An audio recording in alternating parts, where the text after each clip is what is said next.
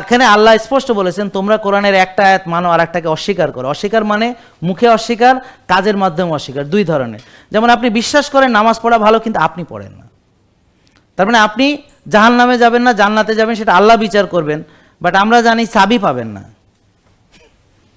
মানে জান্নাতে যাবেন হয়তো কিন্তু চাবি ছাড়া। তা সেটা তো আমি জানি না, ওখানে হয়তো যাই হ্যাক ট্যাক করতে পারে।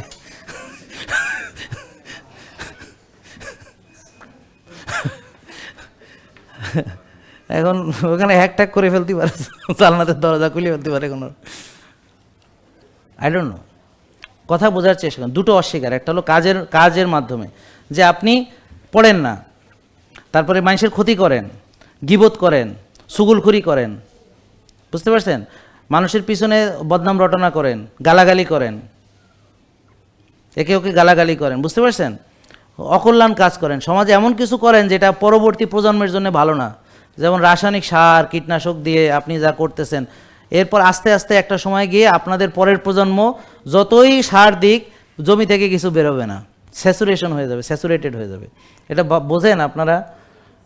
আপনারা দেখেন আগের চেয়ে সার বেশি লাগে, কীটনাশক বেশি লাগে, তো আরও লাগতে লাগতে এক সময় আর হবে না। যেমন ধরেন এই ভাই ওষুধ খাইতে খাইতে খাইতে খাইতে এখন আর ওষুধের অপটিমাল ডোজ হয়ে গেছে, ওনার যেমন 11টা ওষুধ হয়েছিল, ওনার যেমন ইনসুলিন এখন $4000 লাগতেছে, ইত্যাদি ইত্যাদি ইত্যাদি, আরও কিছুদিন গেলে আরও লাগবে, নাকি বুঝতে পারছেন?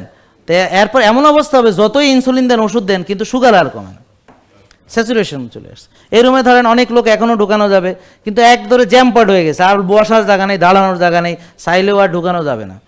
ঠিক আছে, কোষেরও তো একটা লিমিটেশন আছে, আছে না? আছে না? তো এখন কতটা ওভারলোড কোষ নিতে পারবে?